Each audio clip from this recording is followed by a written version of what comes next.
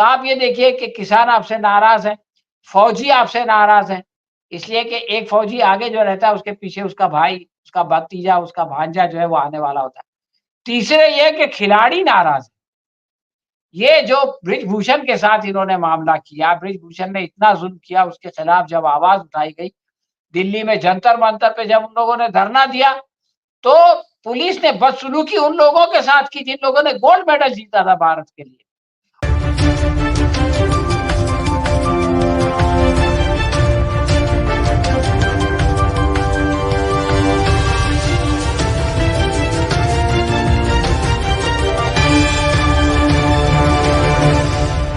इस कार्यक्रम का विषय है हरियाणा विधानसभा चुनाव के घमासान में भाजपा की हलकार या भाजपा की क्या हालत है, उसके बारे में आज हम इस कार्यक्रम में चर्चा करेंगे।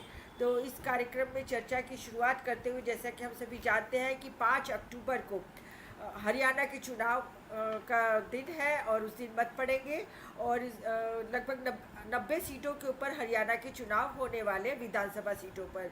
अब खूब आपस में घमासान चला हुआ है।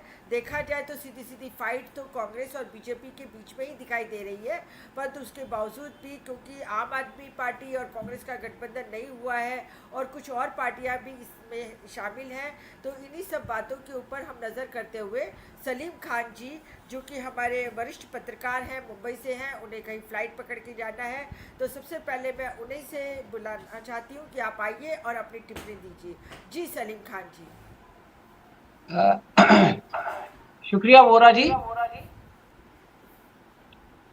हरियाणा में जो कुछ हो रहा है और भारतीय जनता पार्टी की जो हालत है, उसको देखकर मोदी जी ने जो लोकसभा चुनाव के वक़्त एक बात कही थी, वो याद आती है। उन्होंने कहा था कि ये तो बस एक ट्रेलर है, असली पिक्चर बाकी। तो हरियाणा में जो कुछ हो रहा है, लोकसभा चुनाव के बाद ये पहला चुनाव हो रहा है और बिल्कुल वही बात कि ये वो तो बस एक ट्रेलर था और हरियाणा का चुनाव एक ट्रेलर है और आगे जो राज्यों के चुनाव होने वाले हैं, वो तो पूरी पिक्चर है जो कि बाकी है और यही जो ट्रेलर में है, वही आगे पिक्चर में होगा। आप देखिए, आम तौर से जब चुनाव होता था, तो प्रधानमंत्री को 1 महीना पहले, 2 महीना पहले से ये उद्घाटन, वो उद्घाटन के लिए बुलाया जाता था। अब दिल्ली के पीछे हरियाणा है, मैंने अभी तक कोई एक भी सभा का नहीं देखा कि जिसमें उनको बुलाया गया हो। बल्कि मैंने तो यहाँ तक पढ़ा है कि पोस्टर से भी उनकी तस्वीर हटा दी गई है। इसलिए कि एक ज़माने में प्रधानमंत्री मोदी के बारे में ये समझा जाता था कि वो तो जीत की गारंटी है। लेकिन समय ऐसा आया कि अब वो हार की गारंटी हो गए। तो पहली बात तो ये है कि जो मोदी का सबसे बड़ा ब्रांड था, जिसके ऊपर बीजेपी जो है बहुत ज़्यादा निर्भर करती थी, उसके फ्लॉप होने का पहला प्रमाण हमको हरियाणा में दिखाई दे रहा है कि मोदी को वहाँ कोई पूछ नहीं रहा है। दूसरी बात आप ये देखें कि इससे पहले जो विपक्ष होता था, उसके अंदर बगावत होती थी, आपस में सर-फुटअपन होती थी, लड़ाई-झगड़ा, ये सब चीज़ें चलती थी और बीजेपी वाले उसका मज़ा लेते थे। लेकिन अब उल्टा हो गया है। अब आए दिन आपको भारतीय जनता पार्टी के अंदर से बगावत की खबरें मिल रही है। लोग जिनको टिकट नहीं मिल रहा है, वो जो है वो बागी हो आज़ाद उम्मीदवार के तौर पे खड़े हो रहे हैं। जिंदल जो है वो बेटा बीजेपी का सांसद है, माँ जो है वो आज़ाद उम्मीदवार के तौर पे खड़ी हो रही है उसके खिलाफ। तो ये भी एक खतरनाक सिचुएशन है बीजेपी के लिए। तीसरी बात ये है कि हरियाणा में 2 तरह के जो है वो व्यवसाय सबसे ज़्यादा हैं। एक तो खेती-किसानी का मामला है और दूसरे फ़ौज का मामला है। हरियाणा एक बहुत छोटा-सा राज्य है, लेकिन आप ये देखें कि फ़ौज में हरियाणा से जाने वालों की एक बहुत बड़ी संख्या है। और अब ये है कि ये जो किसान आंदोलन चला और किसान आंदोलन के साथ जो सुलूक किया केंद्र सरकार ने, पहली बार तो धोखा दिया और दूसरी बार जब वो आ रहे थे तो रास्ते में बड़े-बड़े कील-काँटे लगा दिए। तो उसकी सज़ा तो इस बार हरियाणा की जनता उनको मिलेगी, उनको ज़रूर देगी इसलिए कि हरियाणा और पंजाब के किसान बिल्कुल एक-दूसरे से जुड़े हुए हैं, उनको आप अलग नहीं कर सकते। तीसरी बात जो है वो फ़ौज की है, तो फ़ौज में जो लोग बरसों से तैयारी कर रहे थे, और अचानक ये अग्नि परीक्षा का मामला सामने आ गया और उसकी वजह से बहुत सारे लोग निराश हो गए। बल्कि आज ही मैं ये खबर पढ़ रहा था, एक आदमी ने बताया कि उसका बेटे ने 2 साल मेहनत किया और जब उसके ये पता चला कि उसको अग्नि इसमें जाना पड़ेगा, तो 4 साल के बाद नौकरी छूट जाएगी, तो उस लड़के का निधन हो गया। वो लड़का जो है वो हार्ट फेल हो गया उसका। उसका बाप ये कहता है कि मेरे बेटे को जो है वो इस स्कीम ने कत्ल कर दिया है। तो आप ये देखिए कि किसान आपसे नाराज़ हैं, फौजी आपसे नाराज़ हैं, इसलिए कि एक फौजी आगे जो रहता है उसके पीछे उसका भाई, उसका भतीजा, उसका भांजा जो है वो आने वाला होता है। तीसरे ये कि खिलाड़ी नाराज़ हैं।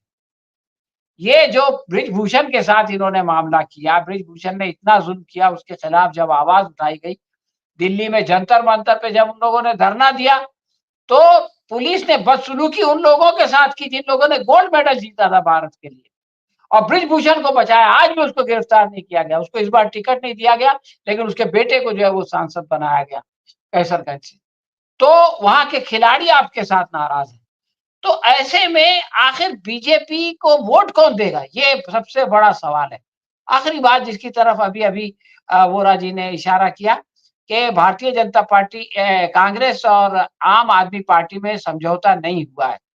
तो अगर हो जाता तो अच्छा था, लेकिन मैं नहीं समझता कि इसकी वजह से कोई बड़ा नुकसान होगा, इसलिए कि लोकसभा के सामने 2 उदाहरण हमारे सामने आए।